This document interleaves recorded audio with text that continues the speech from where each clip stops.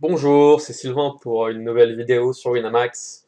Aujourd'hui, on va review plusieurs mains que j'ai jouées lors de ma dernière table finale au World Series of Poker Europe, au King's Casino à Rosvadov. Donc c'était lors d'un tournoi high roller à 25 000 euros de buy-in, donc clairement des high stakes. Il y a énormément de bons, voire d'excellents joueurs. Le niveau forcément est très élevé. Et vous allez voir qu'en table finale, très logiquement, il y a énormément de bons joueurs que vous devez déjà connaître. Je vous ai mis en face de vous, je vous ai mis sur l'écran l'échelle des payouts pour avoir une idée de l'échelle des payouts, des pay jumps, ce qui forcément influe sur nos décisions en table finale avec l'ICM.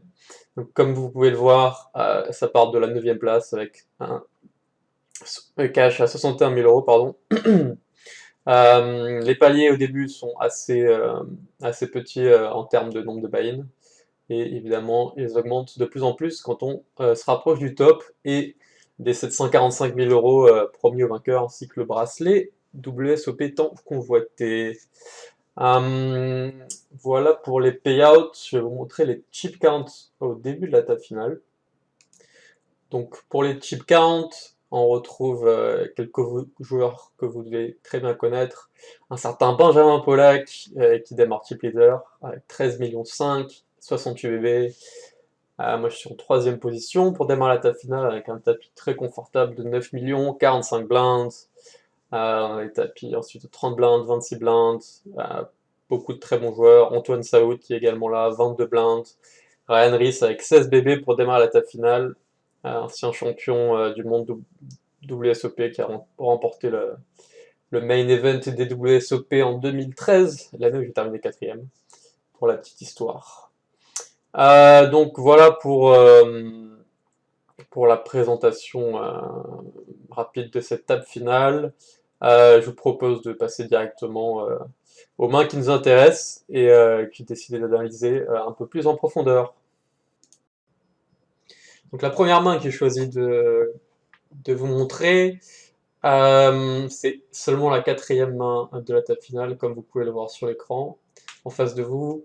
Donc quasiment aucun changement en ce qui concerne les protagonistes de la main, les tapis effectifs. Euh, Rien n'a changé. Donc je suis UTG plus 3 au Holo Jack. Tout le monde fold jusqu'à moi.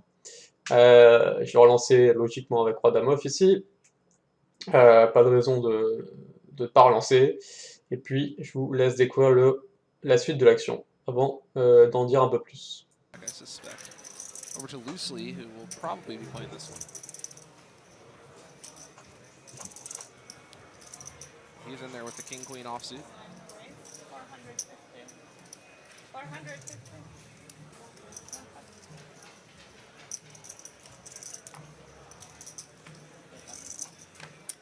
Over to Pollock on the button, who has picked up a pair of sixes.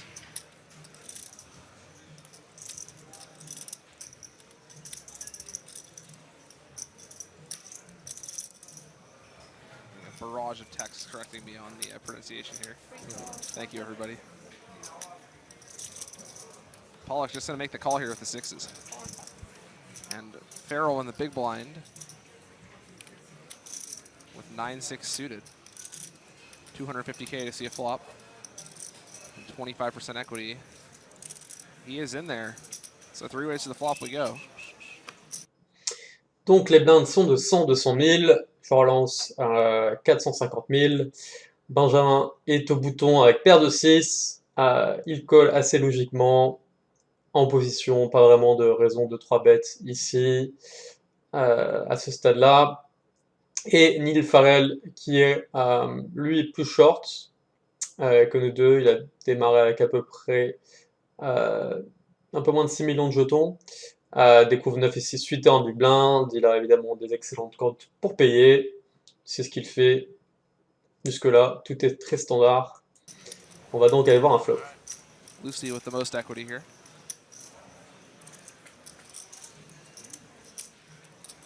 He hits a queen. Le flop arrive, Barrel flop. Dame Valet 3 avec 2 piques, ce qui est évidemment un très bon flop pour notre main. Vu l'action pré-flop, je m'attends à ce que Benjamin 3-bet une bonne partie de ses combinaisons d'As-Dame. Donc quand on a top pair, on va très souvent avoir ici la meilleure main. Et la range de Neil Farrell est évidemment Big Blind est très très large. Donc c'est un bon flop pour notre main. On va voir ce que je décide de faire. Pollock with just a pair of sixes. Wow, it's hard to be much bigger of a favorite on the flop than this against Yeah. two people. That is true. The other six is gone. Donc Neil Farrell check. There's no hard draw. Je décide de check également. Donc ici, les deux options sont valides. On peut décider de continuation bet, de miser au flop ou de checker. Alors, quelles sont les raisons pour lesquelles j'ai décidé de checker au flop? Il y a plusieurs paramètres à prendre en compte ici pour prendre la meilleure décision. Ce qui est important de préciser, c'est qu'on joue contre deux ranges. On va rarement avoir deux straight de value ici. Quand on mise, évidemment, on a envie de prendre de la value sur des mains type Dame 10 suité, Dame 9 suité, As Valet, Roi Valet, Valet 9 suité. En gros, à peu près n'importe quelle paire, et on a envie de charger tous les draws un maximum. Donc ça, ce sont évidemment les raisons pour miser en value. Maintenant, on joue un pot hors de position contre le chip leader, l'autre gros tapis de la table qui est en position, qui peut nous mettre pas mal de pression. Il peut raise le flop avec des straight draws, des flush draws, barreler pas mal de cartes qui vont être embêtantes pour notre main, pour notre range, de manière générale. Donc, c'est une bonne idée de surreprésenter notre main dans cette configuration-là. Donc, c'est ce que j'ai décidé de faire avec Roi-Dame en checkant le flop.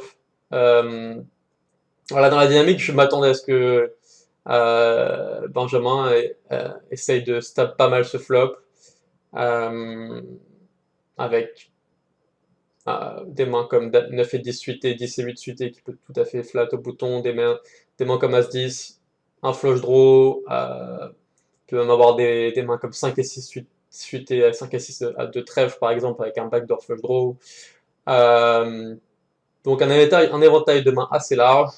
Je pense que si de temps en temps il va se value cut, je pense qu'il va souvent miser un valet dans cette configuration-là. Donc j'aime bien la décision ici de ne pas bet le flop, garder une range assez large de stab par le bouton. Et on va voir ce que décide de faire Benjamin. Collectively drawing to one out. We're all looking to hit a couple of weird backdoor straights, I guess.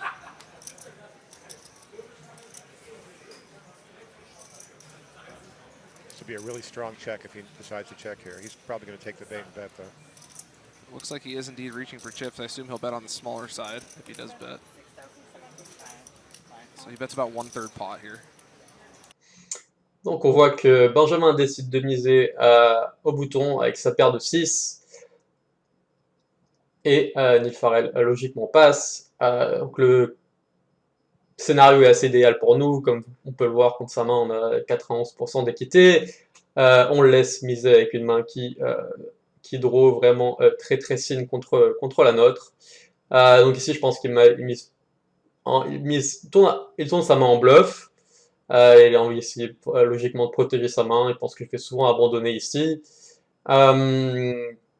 Si on se met à sa place, je pense que il y a vraiment beaucoup de mains qu'on veut miser, qu'on va déjà miser en bluff ou semi-bluff. Et je pense pas qu'on ait besoin de nécessairement miser paire de 6 ici. Donc à mon sens, je n'aime pas trop son play, mais ça reste tout à fait raisonnable. Et il mise donc environ un tiers du pot. Pas de raison de surrelancer ici, on va se contenter de payer. Loosely a huge favorite here.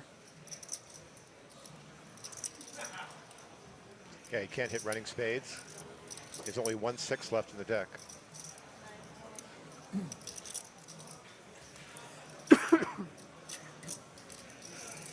So it says 9% there for Pollock. I don't think that is taking into account the dead 6, so it's actually more like it's actually 4%. It's 4.5%. Yeah, now he's actually 2% instead of 4%. Pollock.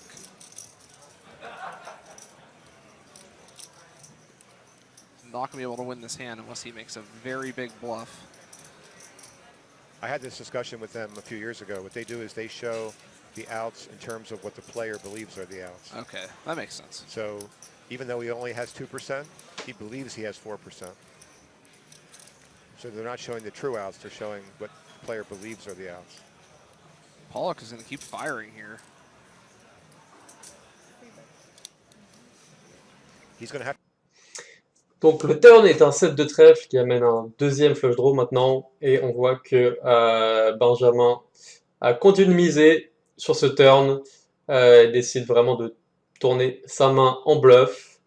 De notre point de vue, on n'a pas de raison de folder, on est très haut dans notre range, on a décidé de checker une des meilleures mains de notre range. Ce set, ça ouvre beaucoup de draw, de backdoor potentiel. On a encore très souvent la meilleure main. On va se contenter de call. The three barrel, huge to win this pot. Yeah, he's going to have to put loosely pretty much all in on the river, I think, in Or order to have this bluff If a work. spade or a club comes, that would be a really good card for him, I guess. Alors évidemment, la décision, quand on colle ici, on sait qu'on va faire face à une grosse mise à river un pourcentage du temps. Il va donc falloir réévaluer, on va avoir de temps en temps une décision difficile, surtout qu'on a encore 9 joueurs à table. Il y a potentiellement des gros paliers, on n'a pas envie de bust évidemment, mais on va jouer au poker, on va voir ce qui se passe à la river. Loosely is in a tough spot stack-wise here. He is way ahead, but he has pretty much just a bluff catcher. He does block some of the bluffs that Pollock would use, the semi-bluffs. Yeah, the king of spades is an important card.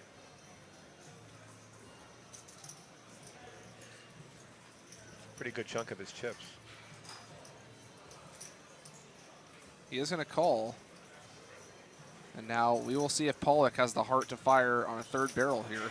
Yeah, he'd have to basically put them all in here because only got He's a slightly pot more than size pot. bet behind. Ace of clubs on the river. La river tombe, l'as de trèfle. Le pot est déjà énorme, 6 millions. C'est évidemment une très mauvaise carte pour nous. On n'a aucun bloqueur sur la flush. Ça fait également rentrer des mains type roi 10, même si Benjamin a priori uniquement les combos de roi 10 suités ici. En value, il peut quand même avoir quelques combinaisons d'as-dame également, quelques combinaisons d'as-valet. Donc très mauvaise carte pour nous. Si on fait face à une mise, ça va être très compliqué de payer. That is a river that Pollock will be able to bluff successfully on if he goes for it. Et heureusement pour nous, il décide d'abandonner son bluff.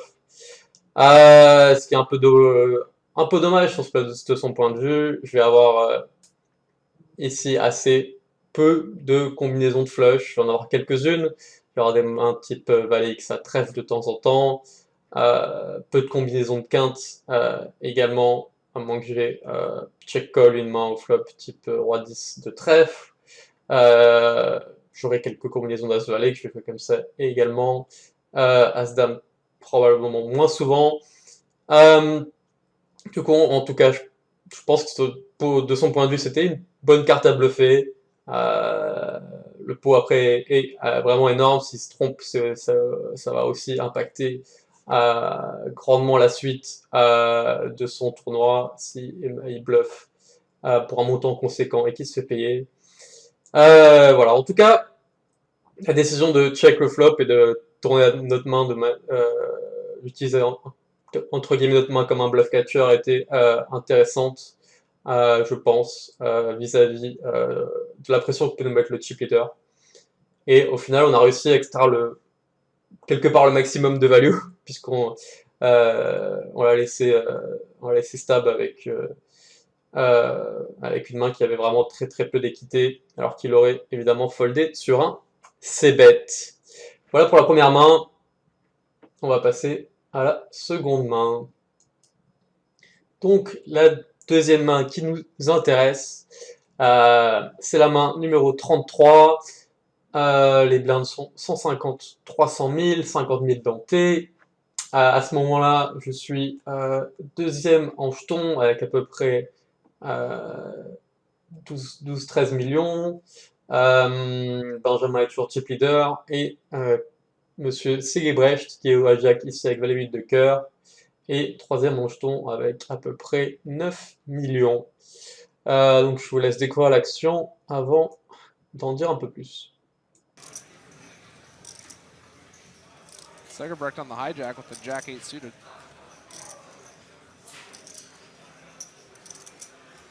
He just limp? He limped. He did, he limped. That's the first limp of this final table. Very interesting play by Segerbrecht here.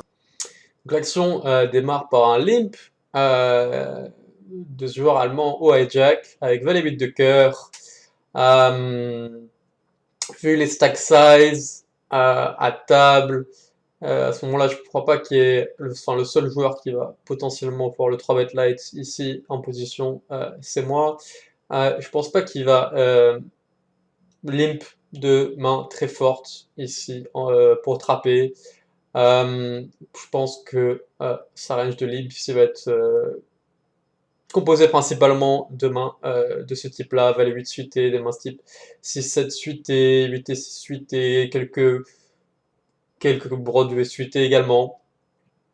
Peut-être occasionnellement quelques trappes, mais je pense qu'il va en avoir assez peu. Je découvre roi valet off au cut-off, donc j'ai un open assez clair à mon avis ici. Et on va voir la suite. Probably basing it off the stack size in the big blind. Loosely on the cutoff here with the best hand has to decide what he thinks about this limp now. Let's see what chips ran. How much you got behind? Loosely trying to figure out all the stacks here before he commits to a course of action. Looks like he is thinking about raising. Now Leatham is going to be folding this one. He looked interested, but wanted to see the size. Pollock in the big blind with the best hand here, ace jack of diamonds.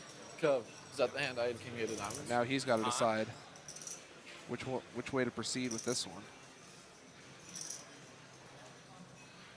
Two big stacks duking it out here. Pollock may just decide to call.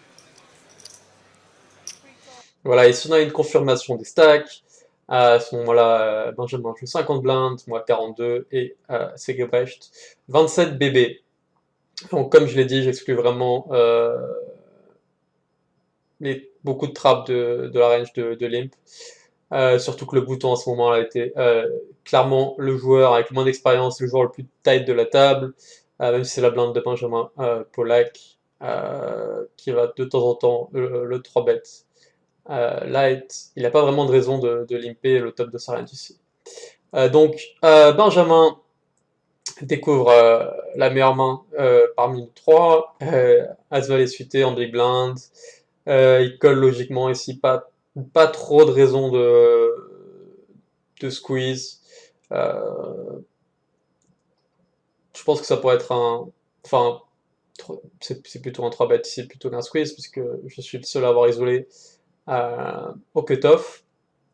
J'aime bien la décision de call ici avec une main qui joue bien post-flop.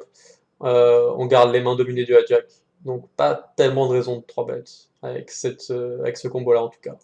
They all share the jack. Segerbrecht actually with the third place stack as well. Well, if he folds his hand, he will fall into a very slight fourth.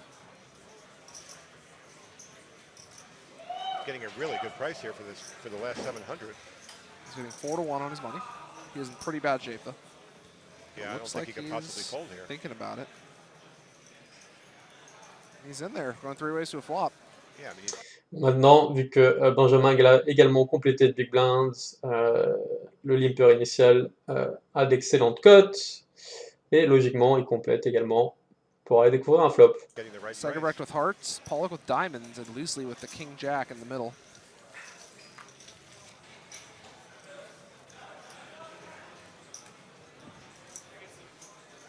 Ooh, Segerbrecht flops the best hand with bottom pair And an open ender, and a backdoor flush draw. but they all have the same open ender. Check down. This is a really interesting hand.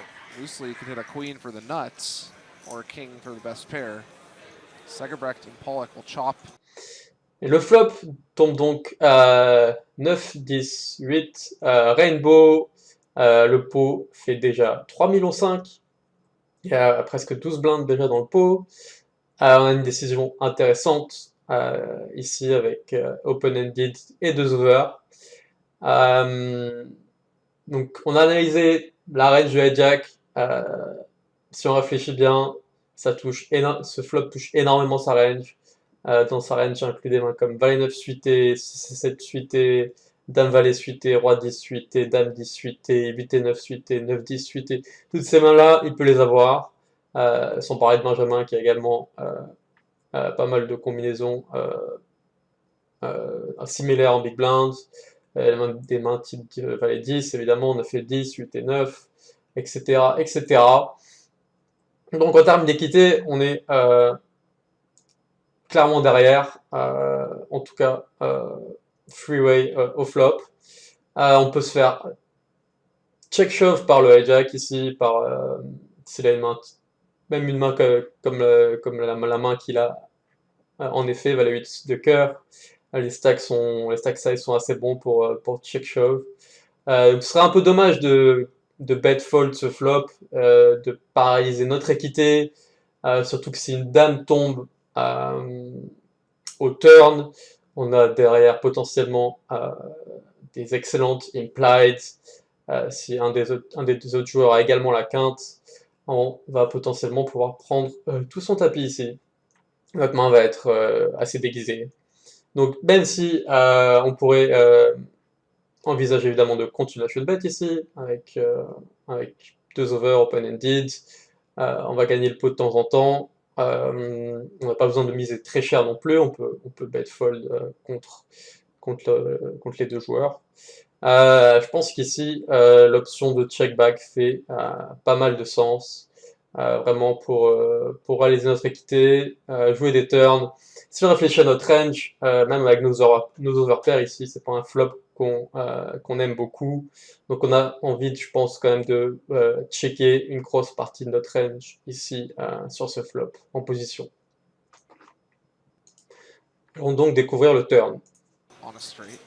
And Pollock has the runner diamond out. Now loosely, as the pre-fall progressor, is going to think about betting again here.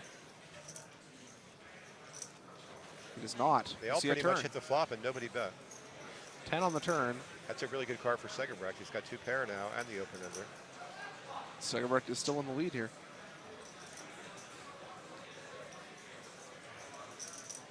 Pollock probably thinks his hand might be good here because he's got ace-jack with the open ender. Pollock does have a nice one, unfortunately for him. His opponents both have. Yeah, I mean, he might actually put a bet out here. Looks like he is going to bet. Can't see anybody folding. Lucy has to draw to the nuts. Straight. Pollock Segerbrecht bets has 2 pair 1.2. and the open ender. Now Segerbrecht wedged in the middle here. 1.2 million. Segerbrecht, he's getting about 4 to 1 from the pot. Probably thinks he's in bad shape, but he actually has the best The hand. one card is for sure labeled marked. Wow, he folded the best hand. Donc le turn maintenant est le 10 de trèfle, la doublette de la top pair, et Benjamin décide de prendre le lead avec son open-ended, également 2 overcards. Ici c'est vraiment une très mauvaise carte pour nous, il n'y a pas de flush draw possible. Quand Benjamin lead le turn, il a assez peu de semi-bluff. Quels sont les potentiels combos qu'il va avoir ici? Il va avoir des mains type peut-être 7 et 5 suités, Roi 7 suité, Dame 7 suité, As Valet, Roi Dame, et encore peut-être que les mains type 7 5 suité, Roi 7 suité les défont pas forcément, vu l'action pré-flop. Donc il y a assez peu de combos de semi-bluff.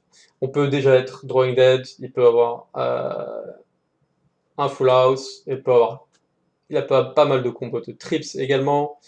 Donc vraiment une très mauvaise carte pour nous. On pourrait tenter de flop ici, mais quand on réfléchit, on n'a pas énormément de 10 dans notre range ici qui vont ISO pré-flop et qui vont check back le flop. Donc on pourrait tenter de float et de voir ce qu'il fait à la river. Mais j'ai décidé de choisir l'option qui me semblait la meilleure et de folder au turn. Même si, comme on le voit, Benjamin n'avait pas une main faite, qui était en train de bluffer avec As-Valet, et qu'on aurait pu potentiellement gagner le coup s'il avait décidé d'abandonner sur une brique. Voilà pour cette main où on avait analysé deux ranges. On a un board qui est pas excellent pour notre main. Si on avait évidemment choisi de continuation bet le board, on aurait potentiellement pu réaliser un peu plus de notre équité. Mais comme je l'ai expliqué précédemment, je pense qu'ici, check back le flop était probablement une meilleure décision. Donc il nous reste une troisième main à analyser, à laquelle on va passer. Donc troisième et dernière main de la vidéo, c'est la main numéro 74. Donc ça a pas mal avancé, on n'est plus que 5 joueurs à table. Et je vais vous laisser découvrir l'action. Players playing at the highest levels as Pollock with 5s under the gun here. Looks like he's just going to raise. Barrel will fold. Over to Segebrecht with 10-9 suited on the button.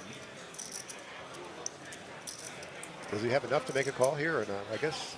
He can't call. He could jam No, if he thinks Pollock is going to fold to his jams, because then if he runs into like ace-queen or ace-king, he's not actually that far behind. And here's the jam Wow. from Segebrecht. It's actually a really good spot to jam here. He's got the best possible scenario. And Loosely picks up ace-king behind him. Wow. Fortunately for him, Loosely does have ace-king. But yeah, he figures Pollock is going to be opening the loosest of anyone. Donc, Benjamin, qui est à ce moment-là toujours chip leader, si je ne me trompe pas, relance UTG avec paire de 5, Segebrecht au bouton fait tapis avec 9 et 10 UT pour 8 millions sur les blindes 250, 500 000, donc environ 16 blindes, exactement 16 blindes. Et je découvre As-Roi off en small blind. Donc ici, évidemment, la décision c'est uniquement des maths basées notamment sur l'ICM. Which is reasonable given the stacks. 10-9 suited, a pretty good hand to jam with, because when you get called, if he has ace-jack through ace-king, you're close to flipping. If he has like a mid-pair, you're flipping. The only hands you're really in trouble. Donc on n'est évidemment pas extrêmement content ici de devoir partir à tapis dans cette configuration-là. Si on perd le all-in, comme vous pouvez le voir, on a 13 millions au début du coup, on est en fait très proche en jeton avec Benjamin. En gros, ça va être très compliqué pour la suite du tournoi. Maintenant, on domine quand même la range adverse. Donc dans ces situations-là, pour savoir quel range on va devoir shove et à peu près combien on va gagner, on utilise un outil qui s'appelle Hold'em Resources, qui est très utile, donc qui fait des simulations Nash, donc qui nous donne les ranges idéales. Donc si ici Benjamin open une range d'environ 22,4%, ce qui est un peu discutable, on va voir comment on peut changer ça par la suite. Donc on voit que le bouton peut shove profitablement cette range-là, donc environ 9,8% des mains, donc de paire de 3, évidemment, presque quasiment toutes les paires, même si paire de 3, paire de 4, paire de 5, paire de 6, paire de 7 sont des shoves assez marginaux. Il peut shove profitablement jusqu'à As-Valet, qui est assez marginal, As-10 UT, Valet 10 UT, et apparemment 9-10 UT n'est pas un bon shove. Et je suis théoriquement censé 4 bet shove, ces mains-là, après un shove du bouton, donc 2 as, 2 rois, 2 dames, 2 valets, 2 10, as roi off, et as roi suité. Alors maintenant, si on change un peu la range d'open de Benjamin, je pense que c'est pas exactement à quoi alors, elle va ressembler. On va peut-être mettre quelque chose comme toutes les paires, tous les as suités sans aucun doute. Peut-être pas descendre, on va descendre jusqu'à roi 9 suité, peut-être 9 suité, valet 9 suité, quelques suités de connecteurs également. Disons qu'il va open cette range là.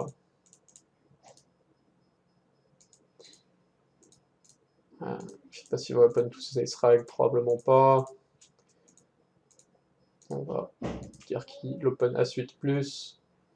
Donc toutes ces paires, tous les as suités, tous les Broadway suités, tous les Broadway de manière générale. Vu l'état des stacks, ça me semble raisonnable comme range d'open. Donc on va voir en quoi ça change la range de reshove du bouton. Donc ici on voit que le bouton peut reshove profitablement un peu plus.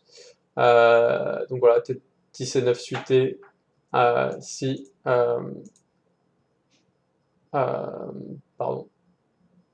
s'il colle cette range là sur un shove, s'il colle donc la bonne range, 9 et 10 suités est donc vraiment très marginal. Donc s'il colle un peu plus tight, évidemment, ça devient profitable. Donc on voit que le shove avec 9-10 suités ici est raisonnable. Et donc derrière un shove du bouton, que doit-on payer ici? On voit qu'on doit y aller évidemment avec, enfin évidemment, on doit y aller avec As-Roi offsuit. Pas évidemment, puisqu'on ne gagne pas énormément d'argent, on va plus 0,15. Mais c'est suffisant pour y aller. Même si, effectivement, à ce moment-là, jouer nos 6 gros coups à tapis avec les paliers, avec notre stack, vu qu'on est deuxième en stack. C'est pas le meilleur scénario si on perd, mais dans l'optique de jouer la gagne, je pense. Et c'est confirmé par le logiciel, par l'ICM, que on devait partir à tapis avec As-Roi. Je vais vous éviter le déroulement du board puisque je l'ai perdu et que j'ai ensuite malheureusement terminé en 5e position. Donc voilà, je crois que c'est tout pour cette dernière main. J'espère que ça vous a plu, de changer un peu de format pour les analyses de main. Si vous avez des questions comme d'habitude, vous pouvez venir me les poser sur One Poker et je m'efforcerai d'y répondre le plus rapidement possible. Voilà, à bientôt.